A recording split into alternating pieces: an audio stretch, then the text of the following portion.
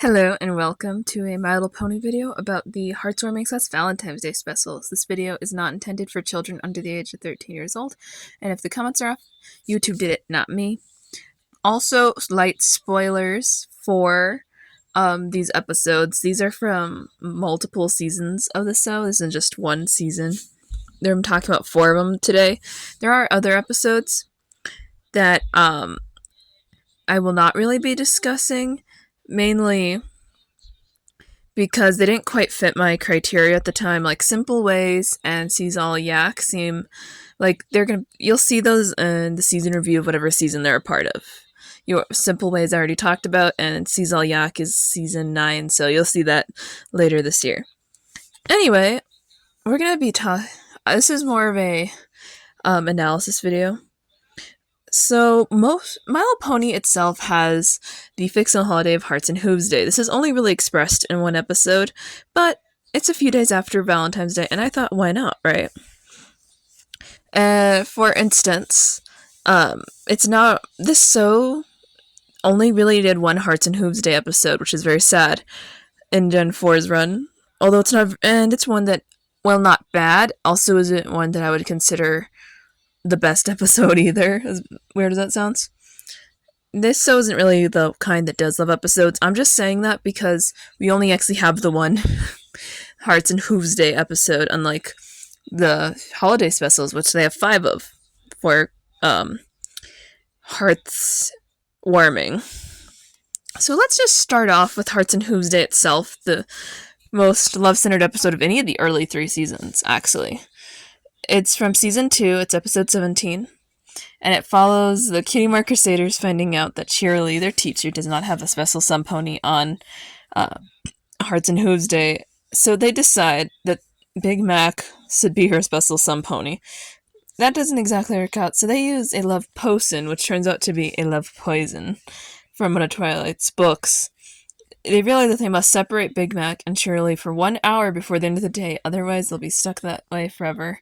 But it becomes more difficult to keep them apart because of the sheer strength of the spell or potion, and eventually they rig something so they're separated long enough, and they break the spell, but Shirley and Big Mac are extremely angry at them. Okay, so my thoughts.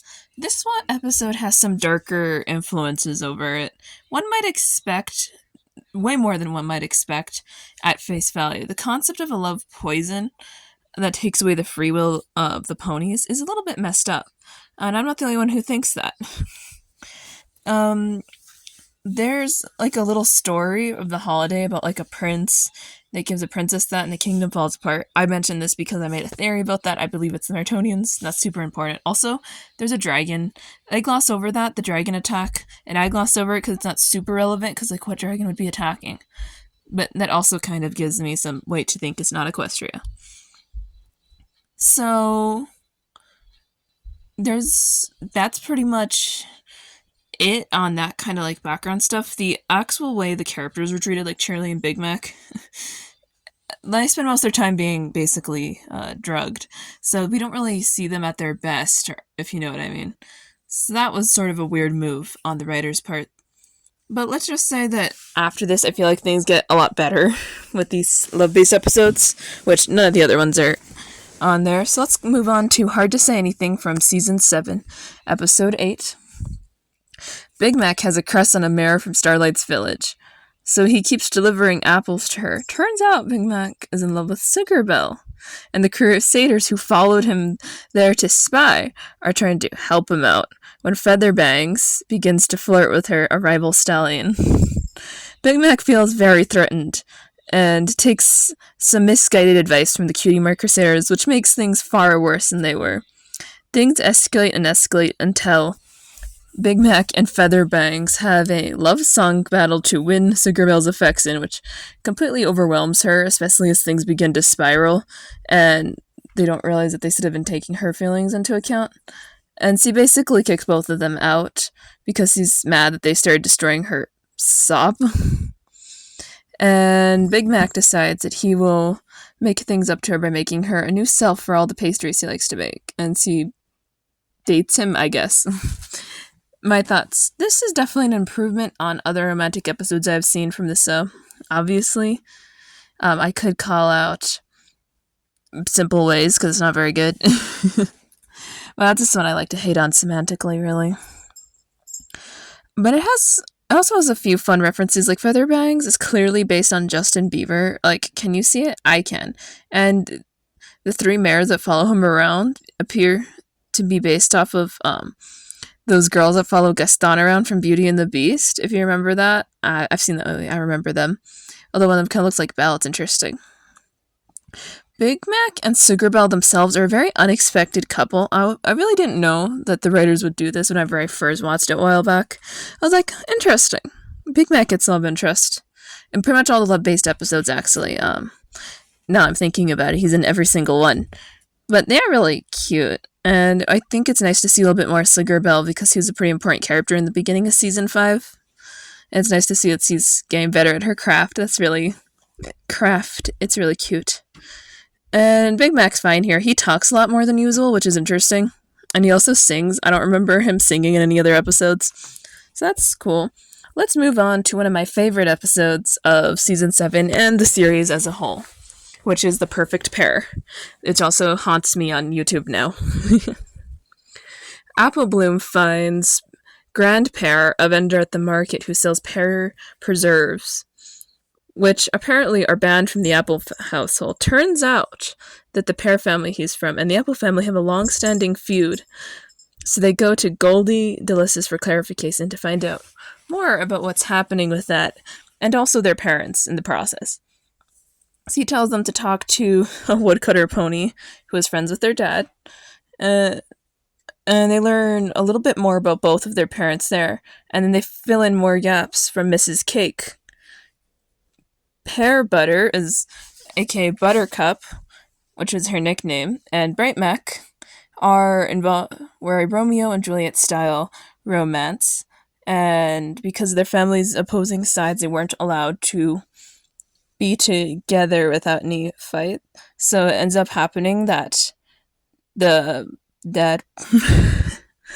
Pear Butter basically gets disowned by her father at a relatively young age and stays with the Apple family and never uses the pear part of her name again, just Buttercup after that. And their kids, Big Mac, Applejack, and Apple Bloom, have to come to terms with their parents' heritage, and eventually they bring Grand Pear to Sweet Apple Acres, where he and Granny Smith reconciliate. And they walk into the part of the grove where the pear trees and apple trees meet to see the ones that the apple parents had planted. So, my thoughts. I really, really like this episode. There's a greater level of emotional maturity for a love-based episode of this show. It's sort of hard to give justice to, but I'll try. But let's sort of start with the best part, which is finally seeing Applejack's parents. So, Applejack's parents has been a thing that has been brought up in the fandom for years. So the flashback that shows us Pear Butter and Bright Mac was really sweet, and they're such a cute couple. The Pear family fascinates me. I kind of just wondered what happened to cause the feud between these, the aforementioned Romeo and Juliet style plot that ensues, which is actually really well done for once. That's nice. Also, no one dies, which is appreciative. Although I guess not right away. They're probably dead in canon, but we'll touch on that later. I think there's also a song here, and it's very lovely. It has made more than a couple members of the fandom cry. For me, it just makes my eyes get lightly teary, but I think that's just me.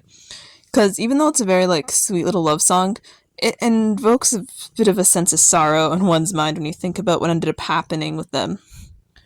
So yeah.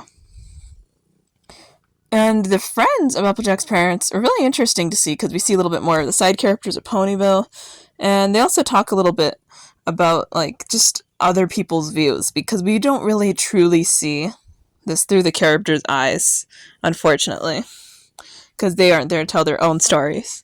Like the woodcutter pony who's friends with their father. I will fully admit, I forgot his name in the process of making this and I didn't feel like looking it up, so I guess if you made this far, comment his name.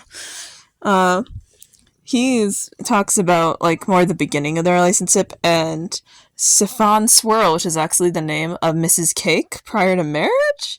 That's an interesting detail. Also talks a lot about pear butter slash buttercup in there. We also see a few younger designs. The aforementioned Mrs. Cake and Wood Vendor Pony, and Mare as well, which, confirmed that her hair is naturally pink and she just arbitrarily chooses to dye it, which is just really random. Like, that's been canon for a bit. I just think it's cool that they kept that in mind in a latter episode of the series. I really like how Mrs. Cake looks. She's so cute. On a very side note that didn't really fit in this main part, Grandpere is actually voiced by William Shatner, who's Captain Kirk, and he plays other roles, but he's really known for Star Trek, which is just like a neat little connection to Star Trek that will carry through to the last episode I'm talking about. So yeah. So the next one is The Big Mac Question, Season 9, Episode 23. The plot follows Big Mac having Spike help with proposing to Sugar when Discord decides that he should help too. So he does. He's given the task of setting down a bunch of apples with sayings for Sugar to find around Ponyville. And Spike tries to help with Mrs. Cake, make something at Mrs. Cake's, I'm not entirely sure, who's baking 21 sweets for Sugar whom Spike does not know is also planning to propose to Big Mac. Spike ends up setting the pies on fire. Meanwhile, Discord's apples become a scary giant mega apple that is on the search for Sugar destroying everything in its path. On Sugar end, she had the Cutie Mark Crusaders looking for Big Mac the entire day until they eventually all met up in front of the town bakery.